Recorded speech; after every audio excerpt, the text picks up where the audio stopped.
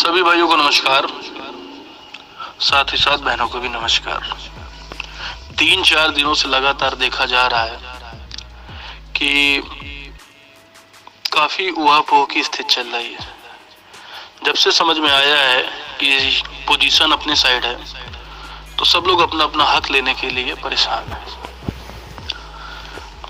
अब बात करते हैं आज हम शून्य के सिद्धांत पे।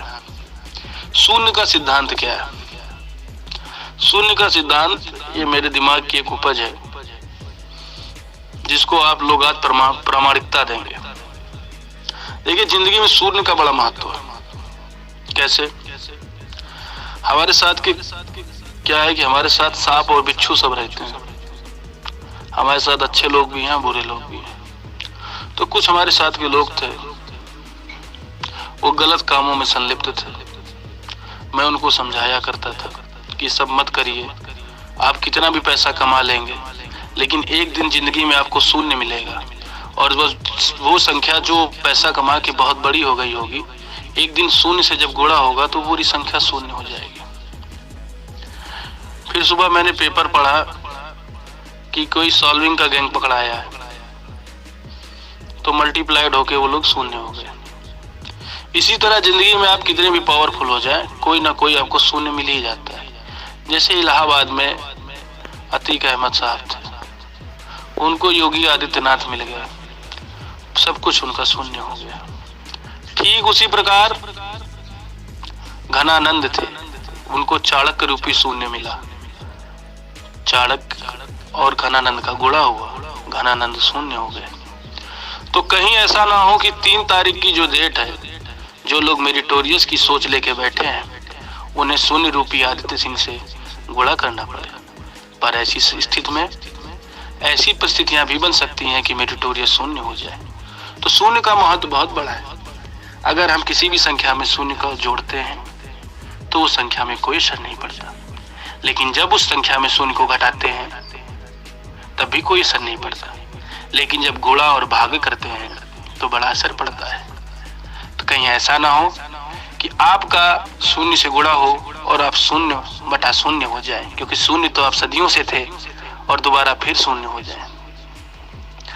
इसलिए मेरा आपसे निवेदन है कि जब 3 तारीख की बहस हो तो इतनी पंचायत मत फैलाई जाए कि कहीं आपको शून्य मिल जाए और डेट और लग जाए। मैं नहीं चाहता कि डेट एक्स्ट्रा लगे। मेरे भाइयों को बड़ा पैसा पड़ रहा है, मेरी आत्मा इससे बड़ी दुखी है। मैं चाहता हूं कि 50 दिन ओवरऑल नॉर्मलाइजेशन पे 50 दिन ओवरऑल नॉर्मलाइजेशन पे रिजल्ट रिवाइज हो। अगर ऐसी स्थिति नहीं बनती है, बोर्ड उनको 449 को बाहर नहीं करता है, तो हमको सबको लेने के लिए बहस करानी पड़ेगी कि अगर फेल होकर ये इस सीट पे राइट रखते हैं, अधिकार रखते हैं, तो हम भी उसी तरह पास होकर इस सीट पे अधिकार रखते हैं, भले हमारे नंबर कम हो। समझे? तो मेरा सभी भाइयों से निवेदन है, खासकर जो 245 नंबर से कम है ओबीसी में, कि आप इस तरह के मेरिटोरियस के चक्कर में मत पड़िए। अगर सीट जो खाली हैं उनमें लिए जाएगा। आप जानते हैं जनरल ओबीसी की सीटें नहीं खाली हैं, तो जितने भी जनरल ओबीसी के लोग हैं उनसे मैं सब कहना चाहूंगा कि आप सतर्क रहें। तो मेरिटोरियस की जो सोच लोग रखते हैं उनसे मैं कहता हूं, आप हाई कोर्ट में भी 0 पाए थे, सिंगल बेंच में, डबल बेंच में भी 0 पाए थे।